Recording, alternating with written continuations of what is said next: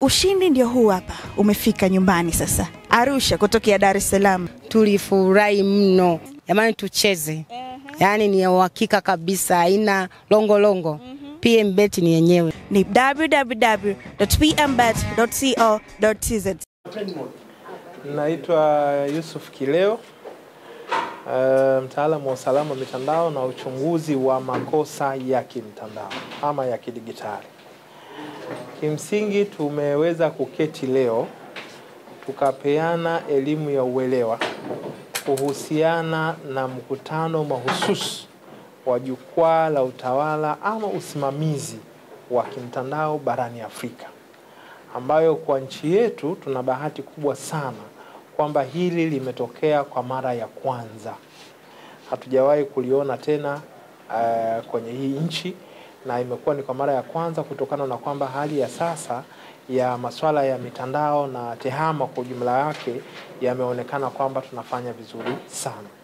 Kwa hiyo itakuwa ni jukwaa la 14 kwa bara la Afrika, lakini vile vile tutakuwa na jukwaa la 20 katika ngazi ya dunia na jukwaa la 12 kwenye ngazi ya kitaifa.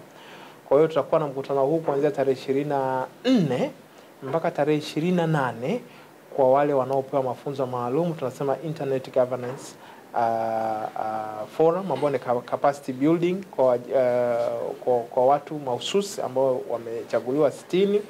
Lakini baadaye kuanzia tarehe 29 mpaka 31 tutakuwa na mkutano wenyewe, ambao tarehe 29 tutakuwa na mkutano kwa ajili ya wale wa parliamentary, ya vijana pamoja na huo wa taifa.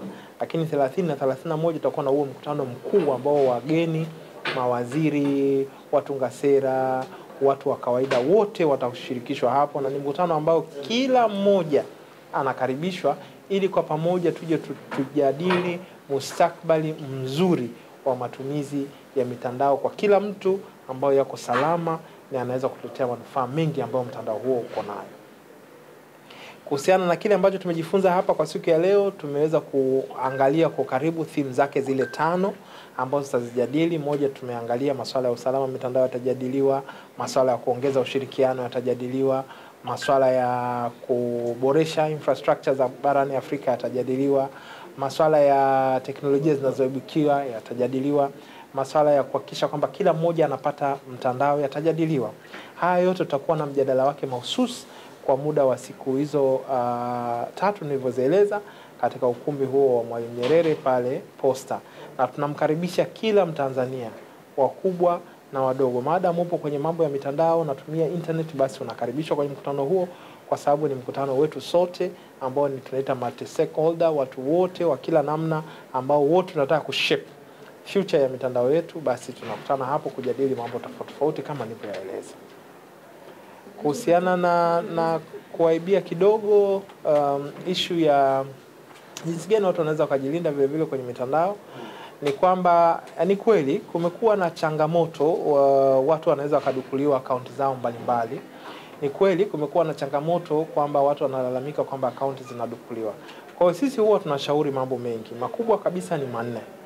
Swala la kwanza, tunahamasisha kwamba kama unavyoweka ulinzi kwenye hali ya kawaida physical, unatembea ama nyumba yako ina kila kitu umeweka mlango na kadhalika, basi kwenye mitandao lazima uimarishe ulinzi wako wewe binafsi, kwa sababu ni jukumu letu sote kuhakikisha kwamba una password mahususi ambao unaitumia, ambao ni ngumu kufikika kwa mtu kirahisi, lakini vile vile ubonyeze tu linki tofauti mchanganyiko zinazotumwa mitandaoni.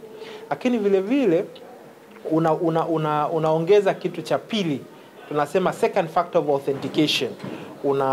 Mfano sasa hivi unaweza ukawa umelogin kwenye account yako ya Instagram ama Facebook ama Twitter, na ukimaliza kulogin pale kuweka username na password, then upate kimessage kitakuletea zile code zile, alafu ziingize ndo access ya account yako ipatikane. Hiyo tunaita two factor of authentication. Kwa hiyo hiyo itafanya yule ambaye anataka kudukua account yako apate uzito, kwa sababu hata kuwa na access ya simu yako kupata zile kodi kwa ajili ya kutoa hiyo kuingiza pale kuendelea kuingia kwenye account.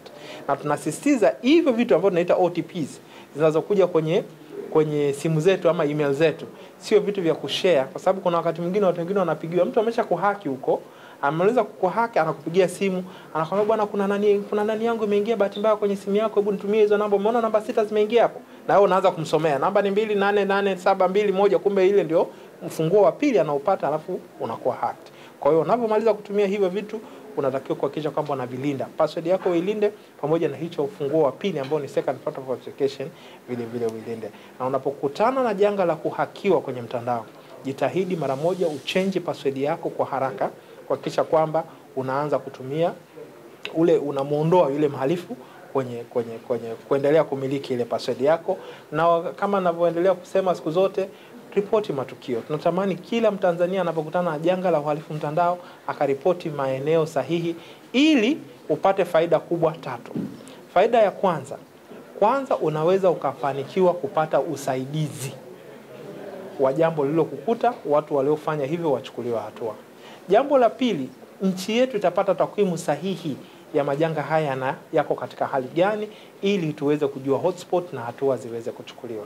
Jambo la 3 na ndio la muhimu sana kuliko yale mawili, kwamba unawezekana mtu amehack simu yako, inawezekana mtu amehack account yako, akaenda akaitumia vibaya kutukana watu. Utakuja utashikwa wewe kwa sababu wewe ndio mwenye possess ya ile account.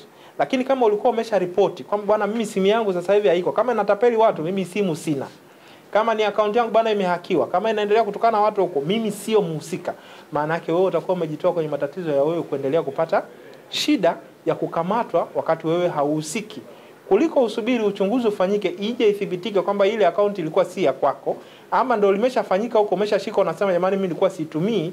Utaulizwa ulikuwa vipi huku report kama kweli kitu hichi ulikuwa nacho, kama ni kweli account ulikuwa wewe uendelee kuitumia.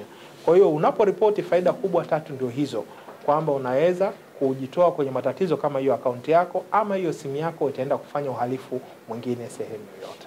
Na hapo kileo, hali ya uripotiji wa matukio kama uhalifu mtandaoni kwa wananchi kuja kuripoti ikoje? Na wanatakiwa kuripoti wapi? Okay.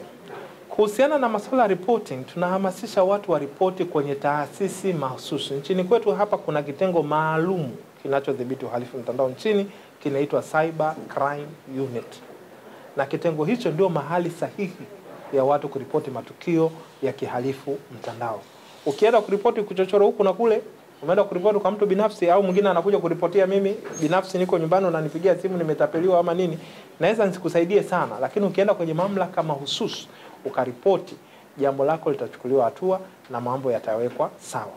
Na watu kuripoti tuna changamoto, na kama tulivyoona kwenye idara yetu hapa, kuna changamoto. Wengine either hawajui utaratibu wa kuripoti, moja, wengine wanajua utaratibu wa kuripoti lakini wanashindwa, labda uvivu ama wanaona labda hatua zitachukuliwa. Yani kuna hiyo una assume hujafanya, uona assume tu labda sitasaidika, kumbe ungeripoti unaweza ungekuwa umepata usaidizi.